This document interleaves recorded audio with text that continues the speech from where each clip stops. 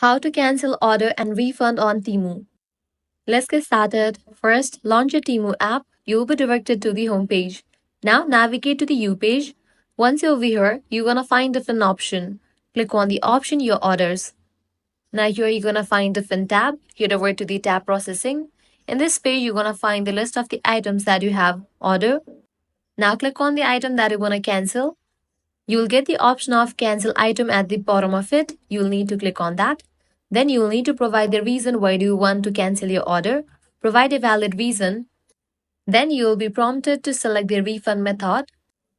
Go ahead and select the option of your choice. Once you do that, you can confirm it. And just for that, your order will be cancelled and also you will get the refund on Temu. So that's a wrap for this video. If this guide helped you out, don't forget to like, share and subscribe to our channel. Thanks for watching.